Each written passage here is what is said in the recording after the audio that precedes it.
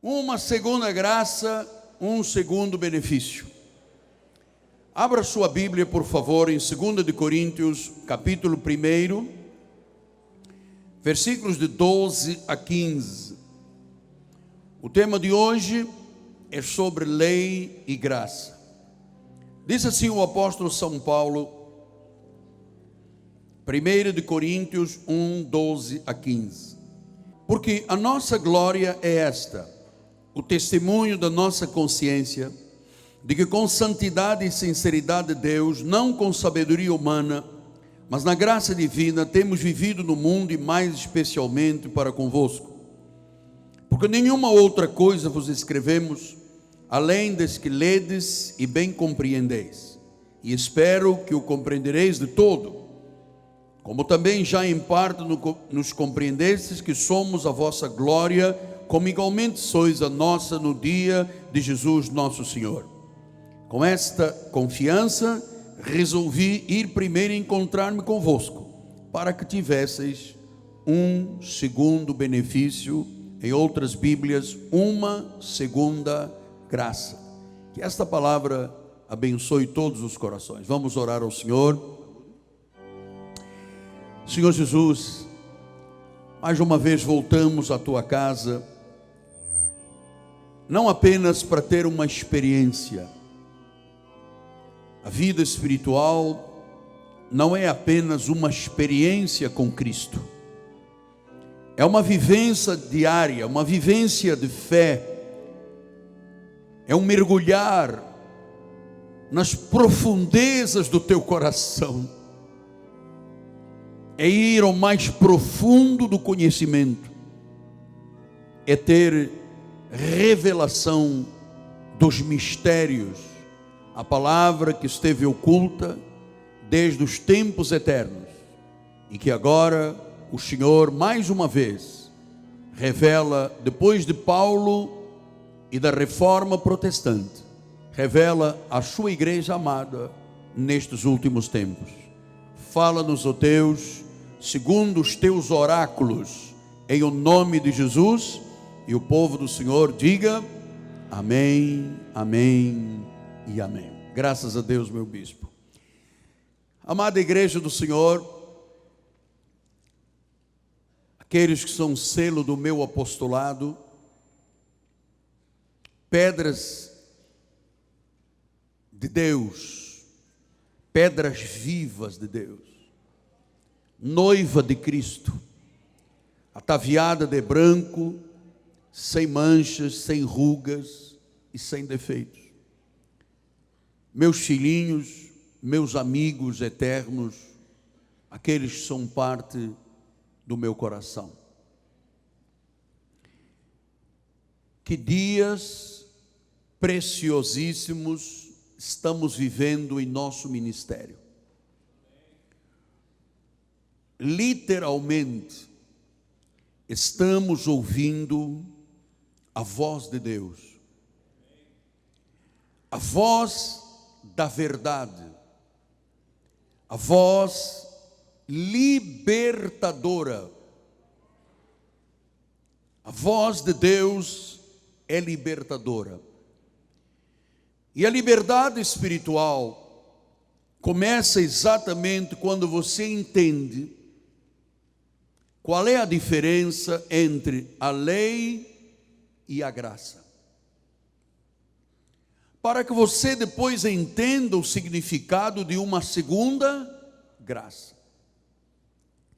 O evangelho pregado nesse altar é o verdadeiro, e eu o faço com amor, com graça, e você pode estar absolutamente descansado que nós aqui não misturamos os pactos. Nós não misturamos um pouco de graça com um pouco de lei. Porque se você mistura a lei com a graça, resulta numa desgraça de confusão espiritual. Pastor, qual é a doutrina que este ministério prega? Paulo disse em 2 Timóteo 1,13, mantém o padrão. Aleluia. Quer dizer que Deus, quando levou Paulo ao terceiro céu e o arrebatou de forma tremenda e espiritual, disse que ele lhe revelou coisas inefáveis. Desde as instruções da ceia do Senhor, a eleição, a predestinação, a soberania de Deus, tudo isto foi revelado ao apóstolo São Paulo. E Paulo escreveu 14 epístolas, de Romanos a Hebreus. E essas 14 epístolas, essas 14 cartas escritas pelo apóstolo, têm uma mensagem para a igreja gentílica. Quem é a igreja gentílica? Todos aqueles que foram predestinados em amor e que não têm sangue de Israel. Para eles há a lei, para eles há Pedro. E ele disse: meu filho, mantenha o padrão. É não misturar, é não deixar o fermento penetrar na obra de Deus, é não deixar um pouquinho de coisinhas da lei. Então, como é que a lei se expressa, por exemplo, ao saudar? A graça diz graça e paz. Como é que a lei diz? Deus te abençoe. Então, se nós começássemos a deixar um pouquinho de fermento, fosse ele o menor ou a menor quantidade, sabe de uma coisa? Toda a massa estaria contaminada, fermentada, e nós deixaríamos de viver o padrão. Este ministério tem um padrão de revelação, um padrão de palavra. Não caímos à esquerda, não caímos à direita. Pastor, esta palavra padrão, o que significa na sua palavra original? Imagine você que você tem um papel, tem um carbono e tem um outro papel, e você escreve aqui. O que sai no outro papel é igual ao que você escreveu aqui em cima. Então você manteve o padrão. Durante esses anos todos, eu tenho tido muito cuidado para manter um padrão. As pessoas sabem que a diferença deste ministério para os demais é um padrão. Nós temos um padrão ético na igreja, um padrão moral, um padrão espiritual, um padrão de excelência. Esta igreja não muda. Você quer assistir à lei, condenação e morte? Está aí fora. Você quer o padrão de que, apóstolo? Ele disse: das sãs palavras que de mim ouviste com fé. Isso significa que o que Paulo disse são palavras sãs, saudáveis. A lei não é sã. Por isso é que ele disse: olha, você precisa de manter o padrão, porque esta é a nossa luta, este é o cuidado, este é o zelo que eu tenho com a pregação. Eu me recordo, há uns tempos atrás, tínhamos um pastor lá pelo Nordeste, e eu comecei a ouvir que ele estava misturando e estava saindo do padrão. Eu peguei o telefone, liguei para ele, e eu disse: pastor, não faça isso, mantenha o padrão. Você aprendeu com este apostolado, siga. Ele disse: não, mas Deus também me fala. Quebrou o padrão, fechou a igreja. O povo não ia lá pelos lindos olhos do pastor. Você não vem aqui pela capacidade intelectual ou formação do seu pastor. Você vem aqui por causa de um padrão de palavras sãs. Você sabe que entra e sai deste ministério, você entra saudável ou com problemas e sai saudável e curado. Você não ouve uma coisa hoje, outra amanhã. Se você pegar tudo o que eu escrevi de 86 para cá, todas as gravações, você não vê uma única confrontação de duas posições dentro da igreja. Mantenha, Timóteo, o padrão das sãs palavras que de mim ouviste. Então, a mensagem para a igreja gentílica tem que ser uma mensagem sã, saudável, sem condenação, sem acusação e que me permita viver a vida de fé de forma absoluta. Um padrão, diga padrão. Se você não deve fazê-lo, mas se você comer eventualmente num fast food que existe aqui no Brasil, chamado McDonald's, eles têm um padrão. Eu já comi McDonald's em Singapura, lá perto da Ásia, as mesmas coisas. Eu já comi em Portugal ou nos Estados Unidos, as mesmas. Eles têm um padrão. A igreja de Jesus tem muita dificuldade em manter um padrão. Ora, vem um pastor e diz: Jesus viesse amanhã, a igreja ficaria. Vem outro que diz: o diabo vai te pegar. Então não há um padrão são. É muito importante você saber, o que me dão a comer espiritualmente, o pão que é servido nesta igreja é saudável, não está corrompido, não está misturado, e eu faço isto com zelo há tantos anos. Então veja, o verdadeiro evangelho é uma doutrina sã que corresponde a um padrão. A graça é esta força. Aqui, pela revelação, ninguém mais vive intimidado. Paulo disse isso em Filipenses 1:28, e que em nada estáis intimidados pelos adversários, pois o que é para eles prova evidente de perdição, é para vós outros de salvação, e isto da parte de Deus. Então Paulo está dizendo, olha, há pessoas que pregam outro evangelho e vivem intimidados. Grande parte das pessoas que seguem os ministérios tradicionais tem um pavor com a questão da morte, tem medo de Satanás. Cuidado que eu vi uma sombra, e as pessoas não vivem felizes, elas não vão à igreja para adorar a Deus, eles vão à igreja com medo do diabo. Então Paulo diz, quando você conhece a graça, você sabe, é a segurança da salvação. Ele diz, isto vem de Deus, você não pode viver intimidado. Significa então, que se eu não tenho esta revelação, eu vou viver intimidado. Uma senhora que há tempos me chamou e disse, apóstolo, eu ia sair de casa e na porta da minha casa tinha uma galinha, tinha farofa, tinha vela, e eu estou com medo de sair de casa. Eu disse, amada, chame a Colurbe, mande limpar, o seu corpo é templo do Espírito Santo, quem está em você é maior do que aquele que está neste mundo. Deus é a teu favor, não é a favor de um trabalho com uma galinha e farofa. Não tenha medo, não viva intimidada. Você sabe por que nada nos intimida? Porque nós cremos num Deus vivo. Agora, temos que crer de forma sincera, verdadeira e sábia.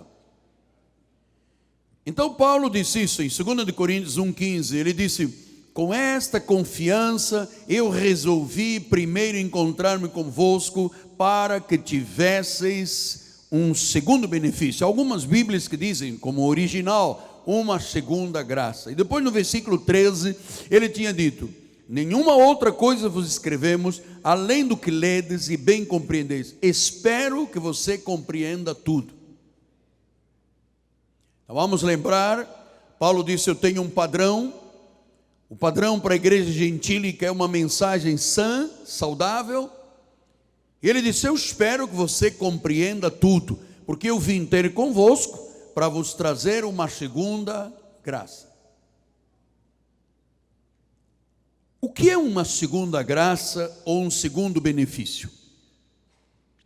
Porque quando Paulo diz um segundo benefício, e outras dizem uma segunda graça, significa que se há uma segunda, existe uma primeira. Qual é a primeira graça? Aquilo que o homem não pode tocar, não pode fazer e jamais poderia ser salvo. Paulo disse isso em Efésios 2,8, porque pela graça sois salvos, mediante a fé, pela graça sois salvos. Quer dizer que não é uma obra, não é um sacrifício, não é pagar o preço, não é a minha performance, não é um lamber do chão, uma vigília, um jejum, um paga o preço sacrificial de alguma coisa, não. Disse: é pela graça, diga, é pela graça. Não há outro caminho para a salvação, é pela graça de Jesus, por tudo que Ele conquistou na cruz do Calvário, por tudo que Ele consumou. Disse: por essa graça, Ele foi o mediador, falamos disso quarta-feira. No outro domingo, Ele foi a nossa propiciação, pela graça. Esta é a primeira graça, pela graça, é a graça da salvação. É a graça do entender que Ele derramou o seu sangue, nos limpou, nos perdoou, nos justificou, nos selou, nos batizou, nos revestiu, nos ungiu. Tudo isso quer dizer a mesma coisa. Pela graça sois salvos. Agora veja Jesus dizendo em João 1, primeiro capítulo, versículo 16, ele diz: a todos nós temos recebido da sua plenitude. Quer dizer que quando eu recebo Jesus, eu recebo a plenitude, o batismo, a unção, o revestimento, o transbordar. Eu não tenho que dizer: Senhor, dá-me mais. Eu tenho todo na minha vida. Você sabe que é uma oração que muitos crentes fazem: Senhor, eu quero mais e mais de Ti. Isso é um erro de falta de conhecimento. É como se Jesus colocasse um pé dentro, uma das mãos, e ficasse a outra parte fora. Então eu começo a dizer: Senhor, eu quero mais de Ti. Então Jesus põe o outro pé, bota o outro braço, põe a cabeça. Não existe isso aqui. Quando você o confessa como Senhor e Salvador, diz que a plenitude de Deus vem à nossa vida. Claro que a igreja tradicional não entende isto. E Paulo disse: eu espero que você entenda tudo. Então ele diz: temos recebido a plenitude de graça sobre graça. Graça, a primeira, para a salvação. Pela graça sois salvos, mediante a fé. Isso não vem de vós, é um dom de Deus. E ele disse: sobre graça. Aí estamos nós, no foco da nossa mensagem. Um segundo benefício, uma segunda graça, graça sobre graça. Então, a segunda graça, o segundo benefício, o que é? A primeira é para a salvação. Não existe um outro caminho. Maria não salva, Buda não salva, Maomé não salva, nenhum Shirvá salva, nenhum Deus desta terra salva, nenhuma igreja salva, nenhum homem salva, nenhum ministério salva. Disse que é Jesus por sua graça, pela graça sois salvos, mediante a fé. Isso não vem de vós, não é obra sacrificial, não é pagar o preço, não é merecimento, é pela graça de Deus. Oh, eu louvo a Deus, porque muito tempo eu pensei que eu podia barganhar um pouquinho com Deus e merecer alguma coisa mais. Ele disse: Miguel, eu te dei tudo de mim, eu moro em você, você é meu. Eu te enchi, te revesti, te batizei.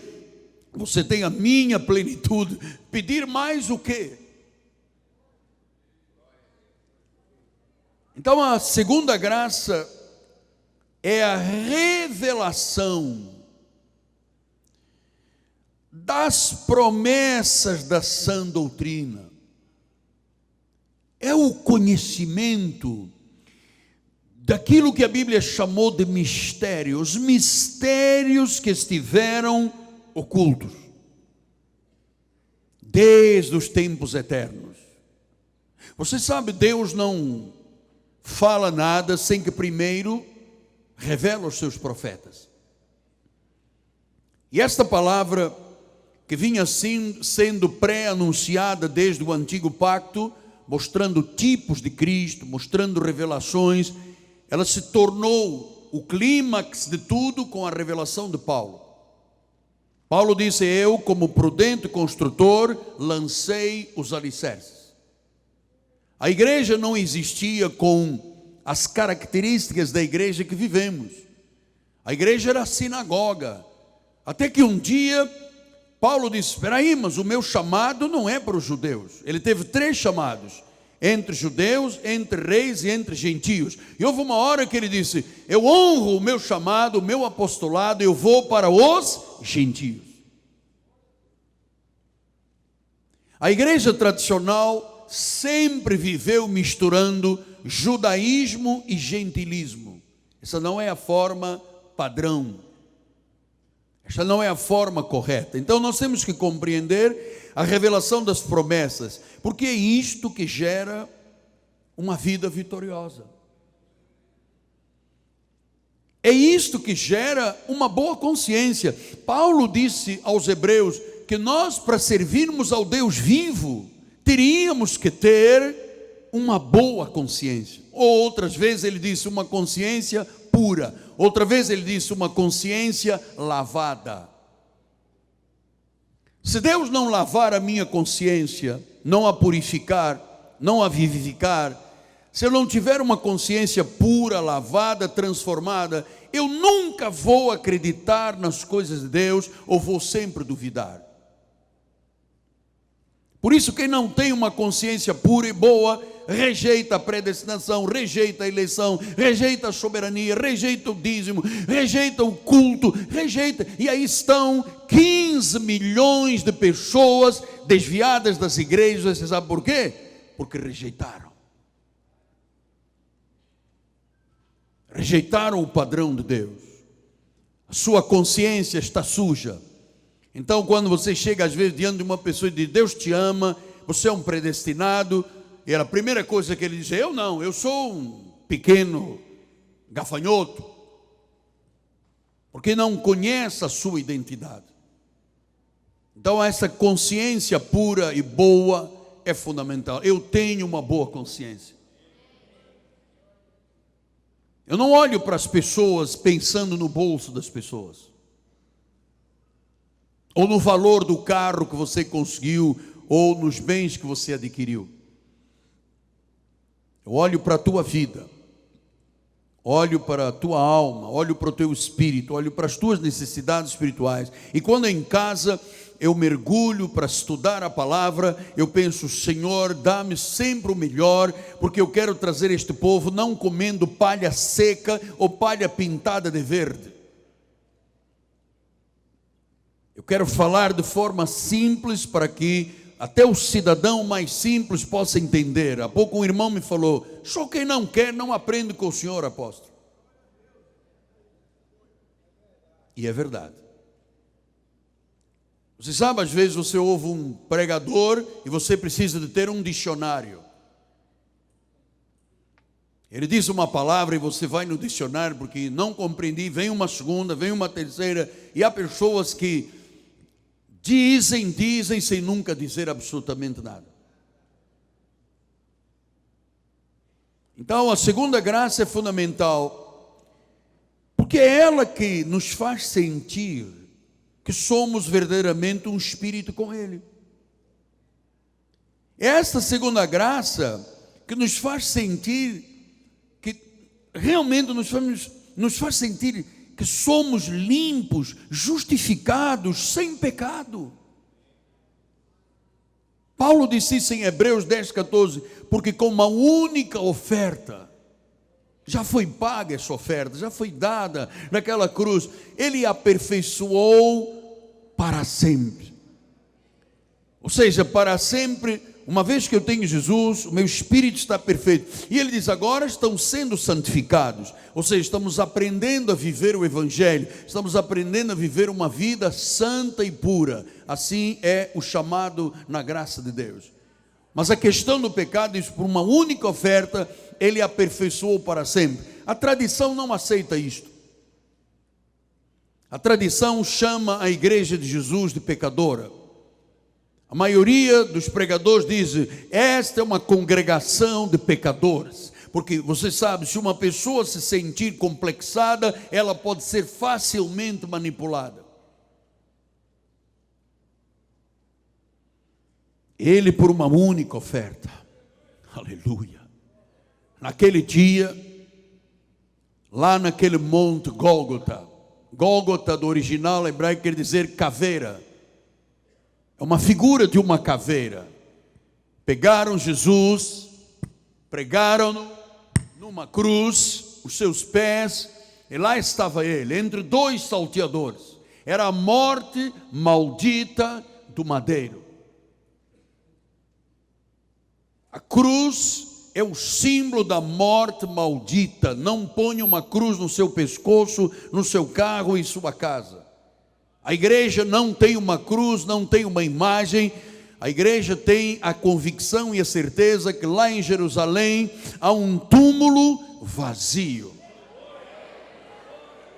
Ele ressuscitou.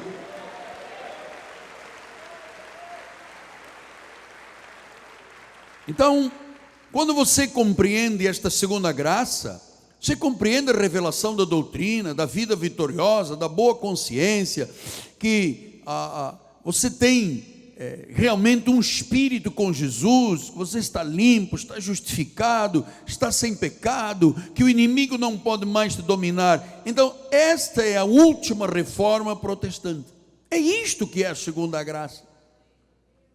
Esta é a mensagem.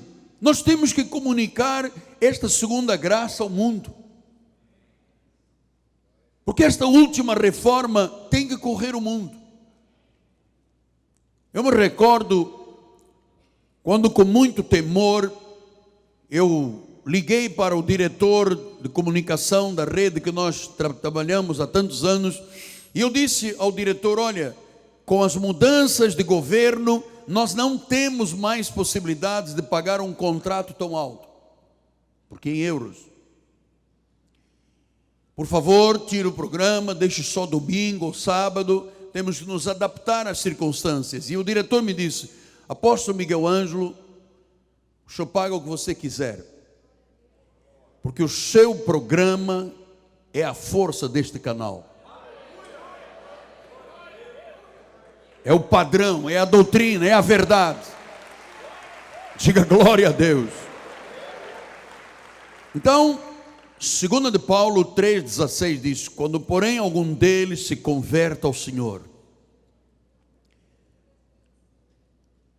Eu quero lhe perguntar, você se sente um homem, uma mulher convertida? O coração mudou, os sentimentos mudaram, a sua forma de se relacionar com o seu marido, com a sua esposa, com os seus filhos, a sua vida empresarial, você tem um padrão de vida, você é uma pessoa convertida. A coisa mais importante, eu dou graças a Deus, foi o dia que eu recebi Jesus num leito de enfermidade e a minha vida foi convertida.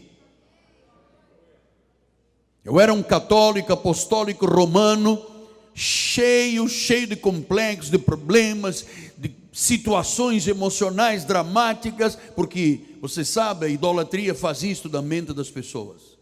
Um dia eu era salvo, um dia eu era condenado, um dia estava no céu, outro dia estava no inferno, até que numa cama de um hospital, eu conheci Jesus, e Ele me converteu.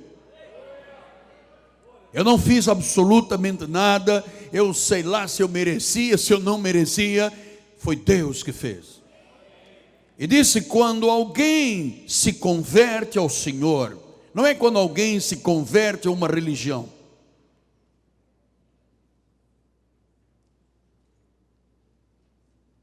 Quando alguém se converte ao Senhor, olha o que a Bíblia diz: o véu é retirado.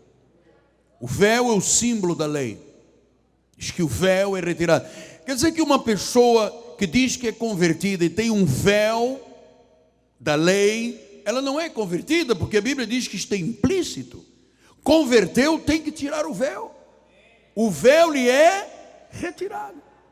Você sabe, a grande especialidade do apóstolo é tirar véus. Os hispânicos dizem: este é um ministério quitabelos, tirador de véus. Porque enquanto você tem um véu espiritual, você não vê bem a obra de Deus, você não entende a obra de Deus. Então a segunda graça é a chave, é ela que abre a mente, é ela que nos faz ver perfeitos em Cristo, é ela que nos faz viver a fé. Disse Romanos 1,17: visto que a justiça de Deus se revela no Evangelho, de fé em fé, como está escrito, o justo viverá por fé. Esta é a segunda graça.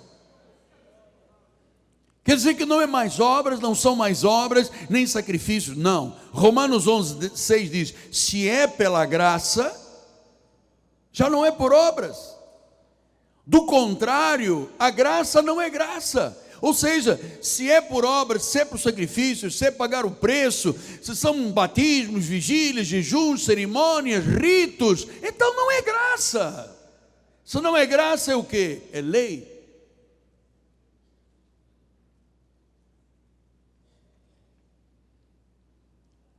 Romanos 10:4 diz: o fim da lei é Cristo. Ponto. Ele disse que veio colocar um ponto final à lei. Nós não temos mais nenhuma ligação com Moisés, nós temos ligação com o ressuscitado. Então esta segunda graça é que nos traz o que, apóstolo? Entendimento. Romanos 10:2 diz isso. Eu dou testemunho que eles têm zelo por Deus. Então Paulo está dizendo à igreja de Roma: olha, eu sei que vocês amam a Deus. Porque o indivíduo que fica uma semana sem comer, 2 semanas e 14 noites sem dormir, alguma coisa boa e de sentimento bom está dentro dele. Paulo disse isso. Eles têm zelo, eles têm amor por Deus, mas eles têm um problema gravíssimo. Ele diz: não têm entendimento. Você se recorda como é que Oséias 4:6 diz: o meu povo tem sido destruído porque lhe falta entendimento, conhecimento. Então, diz, eles têm amor. De que vale eu ter um amor tão grande por Deus e não ter entendimento? Eu vou ser Maria, vai com as outras. Esta semana nós estamos dando um foco. Aí você percebe, hoje em dia há uma febre de cristãos judeus. Eu acredito que haja judeus remanescentes da graça. Agora, gentios se convertendo ao judaísmo, no way. Não existe esta possibilidade. Então você vê hoje um monte de gente, já não diz graça e paz, já não diz Deus te abençoe. A moda agora é dizer shalom.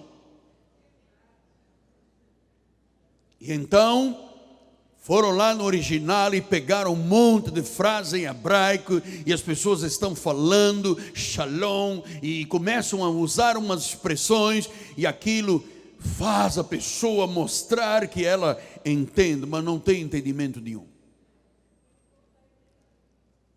É como voltar lá atrás à igreja primitiva. Você sabe, até Paulo pregar em Antioquia, ninguém chamava de cristãos. Diziam, aqueles ali são os do caminho. Mas em Antioquia, Paulo pregou, revelou a palavra, e diz a palavra em Atos dos Apóstolos, que pela primeira vez, aqueles homens e aquelas mulheres foram chamadas de cristãos. Ora, foram chamados de cristãos por quê? Eles tinham alguma marca na cabeça, usavam uma pedrinha branca, tinham uma estrela de Davi? Não, é porque eles criam somente em Jesus. Então eles criam em Jesus Cristo. Então a sociedade diz, essa gente aí na realidade é cristã. A diferença entre eles e os demais, os pagãos ou os religiosos, os judeus, eles diziam, é porque eles creem, eles vivem por fé, eles creem na predestinação, eles creem realmente num pacto melhor e superior, eles são cristãos. Então o cristão tem que ter zelo, muito zelo por Deus. Nós temos que amar 100% e, se possível, 150% a Deus. Mas temos que ter entendimento. Uma pessoa que tenha muito amor por Deus e zelo e sem entendimento, ela vira fanática. E uma pessoa que tem muito conhecimento, mas não tem amor, é uma pessoa fria. Ela é intelectual. Ela não conhece a Deus com intimidade, ele tem apenas um conhecimento empírico e intelectual. Agora, se você junta conhecimento e zelo e amor, aí você está vivendo o padrão. Esta é a segunda graça que nos traz entendimento. É saber que Cristo pôs fim à lei de Moisés e ele estabeleceu um novo pacto. Eu gosto deste versículo. Este versículo, para mim, que eu vou ler agora no livro de Hebreus, Paulo escreveu esta carta aos Hebreus. Por favor, não me venha perguntar se não foi Paulo. Nós entendemos, à luz de todos os estudos bíblicos do mundo, que de Romanos a Hebreus são 14 epístolas de Paulo. Todo o padrão da carta é paulino. E ele disse: agora com efeito, está falando deste novo pacto, obteve Jesus um ministério tanto mais excelente. Isso que Jesus veio fazer, a obra de Cristo, a morte, a ressurreição, o sacrifício, o julgamento, a cruz, o sangue derramado.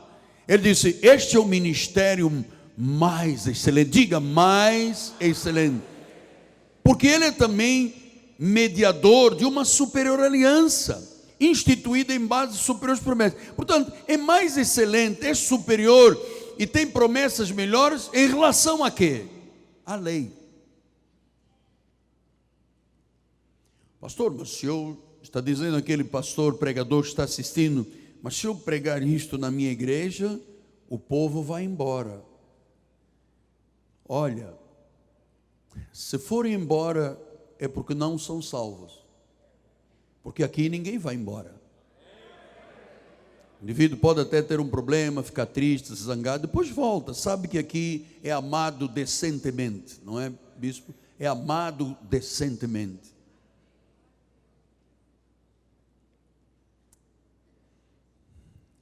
Diz que é mais excelente. Se eu tenho algo com um padrão mais excelente, mais superior, com promessas melhores, que foi o que Jesus veio trazer, como é que eu posso me ligar a Moisés? Agora veja o drama da lei. Em Romanos 8, 18 a 22 diz assim: porque para mim tenho certo que os sofrimentos do tempo presente não podem ser comparados com a glória a ser revelada. Então Paulo disse: olha, a glória do que é revelado da graça é maravilhoso. Versículo 19: a ardente expectativa da criação aguarda a revelação dos filhos de Deus. O mundo inteiro neste momento está aguardando. Há guerra, rumores de guerra, problemas por todos os lados, famílias contra famílias, governos contra governos. São dias difíceis e disse que esta geração está aguardando a revelação dos filhos de Deus. Qual é a revelação? E ele disse no versículo: pois a criação está sujeita à vaidade, não voluntariamente por causa daquela que a sujeitou, mas na esperança de que a própria criação será redimida do cativeiro da corrupção. Então diz que esta geração está gemendo, está num cativeiro, a corrupção domina, não há liberdade. Milhões de pessoas presas ao crack, à cocaína, à marihuana, ao cannabis, ao crime, à droga. São milhões de problemas, ao alcoolismo, ocultismo, feitiçaria. Há um cativeiro. E qual é a esperança da liberdade que só os filhos de Deus têm? É a pregação da graça. Versículo 22, sabemos que toda a criação, no seu tempo, geme e suporta as angústias. Meu Deus, quando às vezes eu falo com alguém que diz: apóstolo, para eu ser feliz eu tenho que cheirar cocaína. Quando eu estou triste, eu fumo droga. Quando eu estou eufórico, eu bebo. Isto é um cativeiro.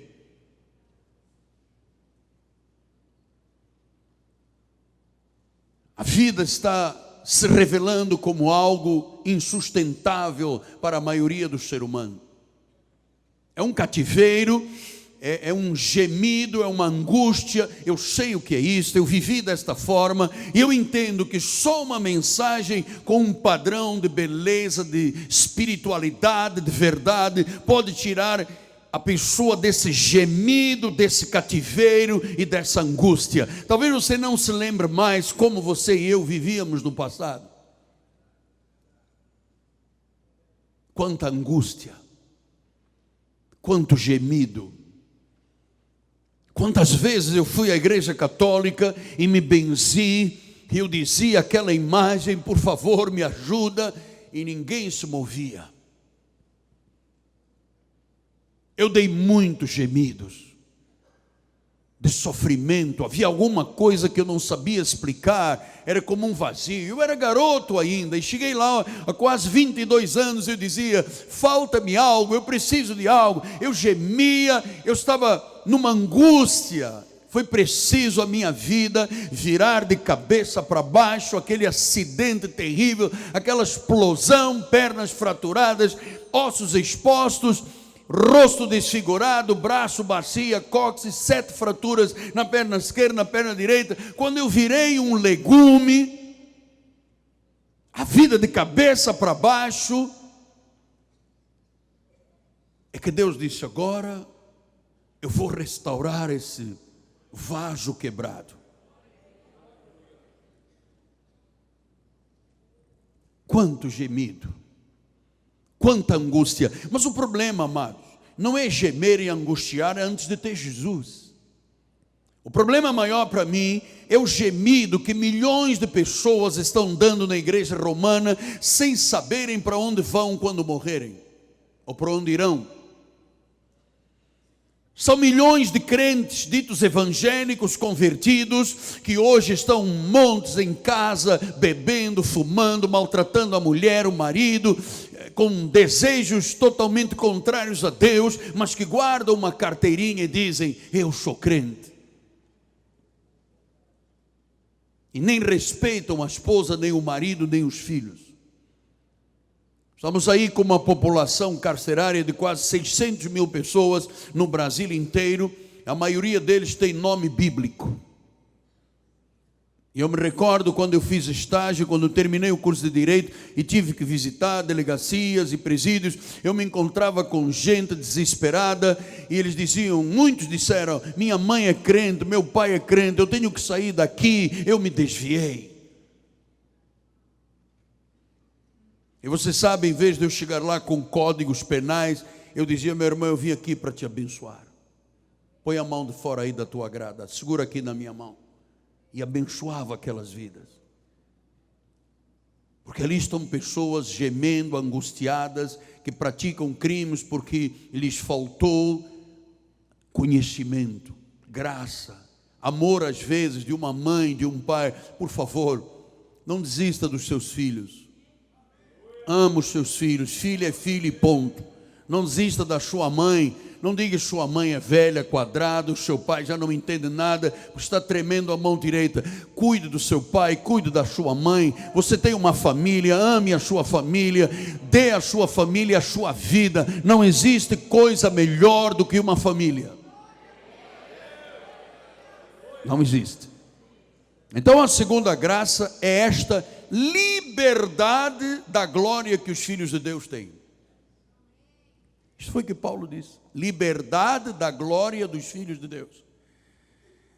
Então é isso que eu vivo tão feliz com estas verdades. Eu tenho uma liberdade interna. Eu não tenho mais uma prisão. Eu não tenho pensamentos oblíquos, presos. Eu sou um homem livre.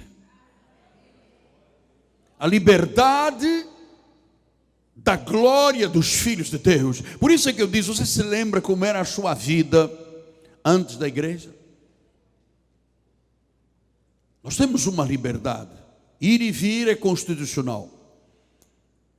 Mas não é a liberdade de ir e vir. Aí fora muita gente caminhando nas ruas, podem ir e vir, mas são infelizes. E nós estamos aqui felizes, tranquilos, em paz, sendo ensinados a viver o cristianismo. Para quê? Nós temos milhões de pessoas no cativeiro da falta de espiritualidade, da falta de Jesus, e no cativeiro da lei. A lei já foi, a lei era. Deus disse liberdade, liberdade é graça, liberdade é a revelação do conhecimento da segunda graça. Então esta é a chave, esta é a chave. Caminhamos para os 5 minutos finais. Colossenses 1, 25 a 28, está aqui a forma de entender o status quo de vida espiritual.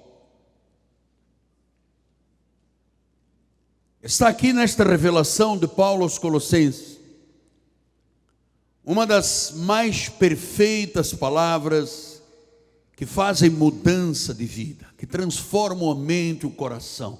A pessoa tem um prazer de viver, acordar de manhã e dizer obrigado, Jesus. Pegar o jornal e ir lá na página 5, no obituário, e dizer, oh, não está aqui o meu nome. Então Paulo disse, da qual me tornei ministro de acordo com a dispensação da parte de Deus. Qual é a dispensação? Da graça. O véu foi removido, um novo pacto de excelência, melhor e superior. Ele diz a dispensação da parte de Deus, que me foi confiada a vosso favor, para dar pleno cumprimento à palavra de Deus. Versículo 26. O mistério, olha, eu quero muito que você ame a Deus e ame a palavra. O mistério que estiver oculto dos séculos e das gerações. O que Paulo ensina esteve oculto. Você não pode ir lá em 2 de Crônicas, os livros antigos da Bíblia e tentar ali. Você tem que ter conhecimento de tudo, mas você primeiro tem que dominar as epístolas de Paulo, para depois você poder viajar na Bíblia toda e dizer, isto é lei, isto é graça, isto é lei, isto não serve, isto é bom, isto é para mim. As evidências, as pérolas da graça de Deus. Agora, se eu mergulho apenas nos livros de Juízes, de Crônicas, há livros aí de Deuteronômio, sem entender a revelação, amado, eu vou ficar oculto no mistério. Mas Paulo disse, o mistério que esteve oculto dos séculos e das gerações agora se manifestou. Então agora Paulo vai dizer o mistério. Versículo 27 disse, aos quais Deus quis dar a conhecer qual a riqueza deste mistério. Oh, eu quero um mistério revelado, algo rico, algo de excelência, algo maravilhoso, algo que me deixe feliz, entusiasmado, alegre, querendo viver e nunca pensar que agora eu vou pôr um ponto final. Isso não existe. Ele disse, o mistério é para os gentios, então é para nós. Este é para nós. Pastor, mas o seu pai, descendo de uma província lá na Beira Alta, em Portugal, onde muitos dos judeus se esconderam e mudaram o nome para não serem mortos. Então eles vinham com nomes estranhos e mudaram para Pereira, para Ferreira, para Oliveira. Então o senhor é Ferreira, o senhor não tem alguma descendência, o senhor não é judeu porque era Ferreira. Não. Eu era um pecador gentio, e Jesus teve misericórdia de mim. Eu não vou dar glórias à lei, meu amado. O único que foi capaz de pagar o preço, fazer a mediação, a propiciação, derramando aquele sangue precioso, foi Jesus. Se o Oliveira, o Ferreira, o Rodrigues e todos os nomes descendentes que tiveram que mudar, amado, se isso por acaso tem lá alguma raiz na minha vida, não tem. Eu quero ser um legítimo cristão. E a Bíblia diz, qual é o mistério para os gentios? Cristo em vós, a esperança da glória. Este é o mistério da graça de Deus. Cristo em vós. Pastor, e o que faz na minha vida saber destas verdades? Diz o versículo 28, o qual nós anunciamos e advertimos a todo homem, ensinando todo homem sabedoria, a fim de que apresentemos todo homem perfeito em Cristo Jesus. Você é perfeito em Cristo Jesus. Você não tem mácula, não tem mancha, não tem rugas, não tem defeitos. Você poderia ter chegado aqui como o carmesim vermelho. O sangue de Jesus te lavou. Diga glória a Deus. Temos mais 2 minutos e serão preciosos, porque a Bíblia diz: o mistério de Cristo em nós, a esperança da glória. Uma vez que este mistério é revelado, a segunda graça, nos apresentamos diante de Deus perfeitos em Cristo. Se você é perfeito, você não é um pecador. Se você é perfeito, você não é um gafanhoto. Se você está perfeito em Cristo, você não tem que pagar o preço de nada. Se você está perfeito em Cristo, porque Cristo em nós é a esperança. Diga: Cristo em mim é a esperança da glória. Diga da glória. Diga esperança. Esperança não confunde. Ou é ou não é.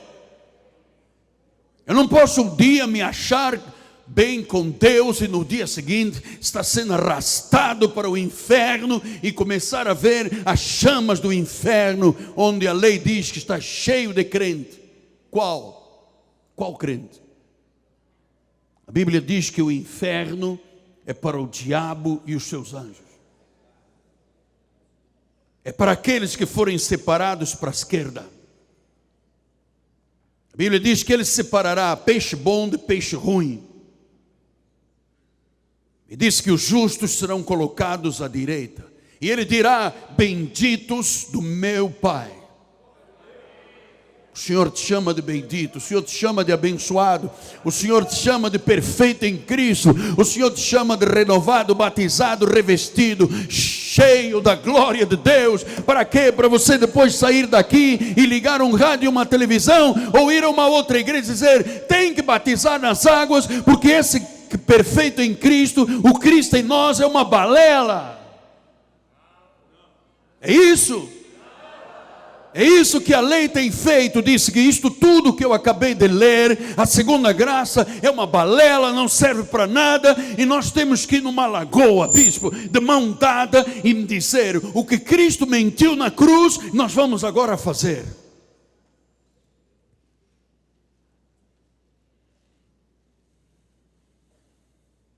É por isso que os filhos de Deus gemem. É um terrorismo que se faz, bispo Escudeiro. É um terrorismo que se faz com as pobres pessoas que só são importantes pelo seu dízimo e oferta. Mas a sua alma tem que penar dentro da igreja. É isso que estão fazendo com milhões de pessoas. E quando alguém me ouve pregar estas verdades, diz: cuidado com esse homem. Esse homem aí é perigoso. Como? Com 1,70 m sou perigoso de quê? Com placas, parafusos, haste metálica, tendões artificiais, sou perigoso de quê? O que eu sei é que eu tenho uma revelação e eu tenho boca e língua de erudito para pregar a verdade libertadora. Esse é o meu perigo. O perigo está para onde há mentira. Esta palavra traz a verdade. Aí eu sou perigoso. Eu ofereço muito perigo para a mentira.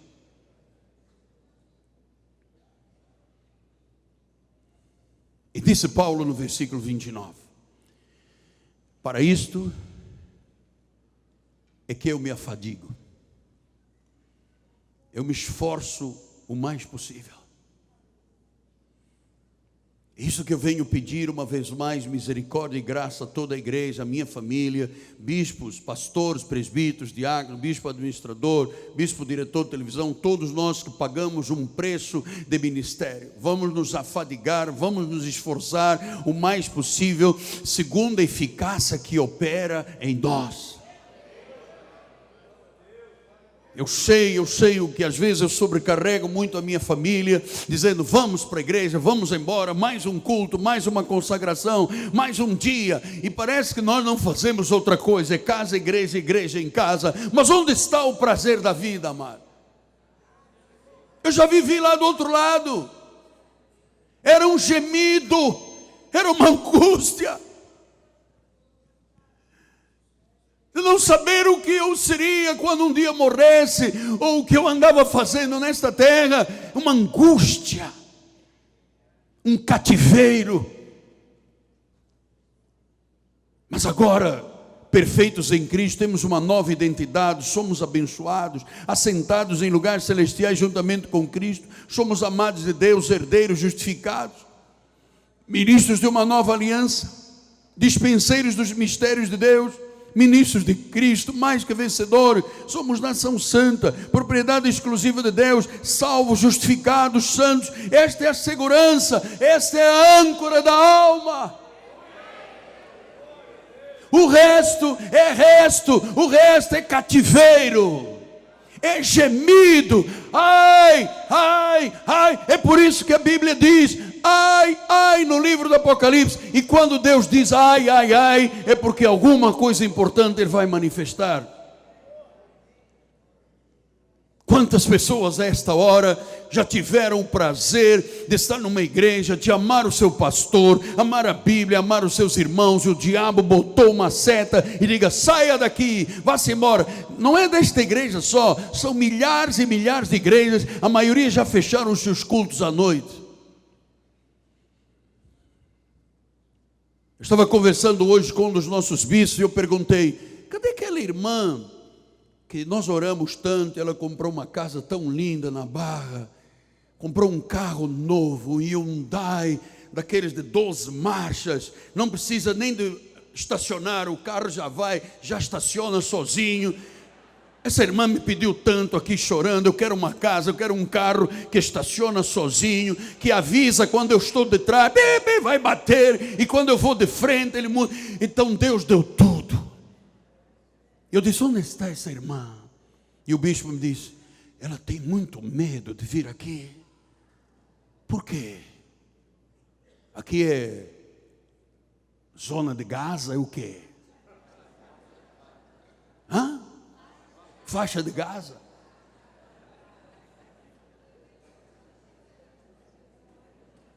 Olha aqui, põe a câmera. Vaslinei, mostra essa igreja feliz. Olha aqui um povo, não é para mim, é para eles. Olha um povo santo, vamos lá, glorifica Deus, exalta, diga quem você é. Você está perfeito em Cristo, você está perfeito em Cristo. Cristo em nós é a esperança da glória. Aleluia! Cristo em nós é a esperança da glória, é a esperança da glória.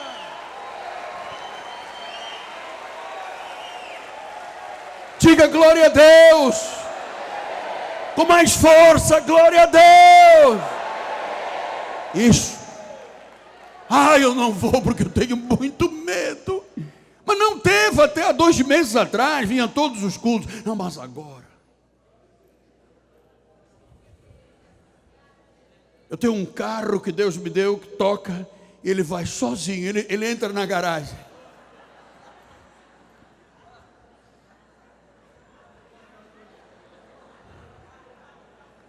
Só quem deu esse carro foi Deus. Não, mas apóstolo, agora, eu quando penso que eu tenho que atravessar, eu me escondo aqui atrás. Praça Seca, ai. Maricá, Maricá, Maricá não, Maricá. Você entendeu, Maricá, né?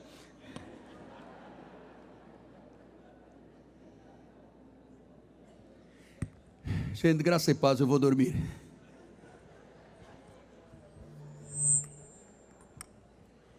O que eu faço para ganhar a vida, mãe? Perfeito em Cristo. Cristo em nós, a esperança da glória, aqui ou no fim do mundo. Curva a sua cabeça. Pai amado e bendito, eu não me envergonho do Evangelho.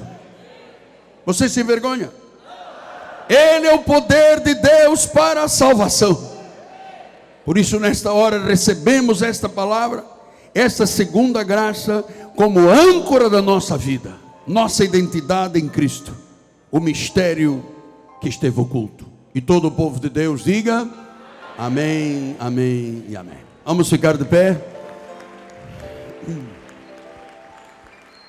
A igreja é na rua Maricá.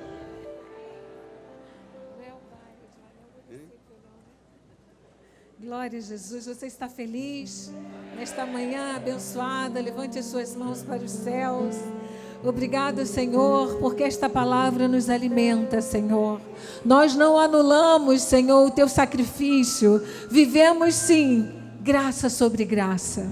Obrigada, Senhor, porque fomos cortados pela tua misericórdia, pela tua paz, pelo teu amor. Dá ordens aos teus anjos, Senhor amado, que leve o teu povo protegido e guardado. Livra-nos de todos os males, aonde estivermos, porque nós cremos na tua proteção. Saia daqui feliz e abençoado, porque você foi escolhido por Deus para viver a verdadeira graça. Graça e paz, um bom domingo, um bom almoço. Amém.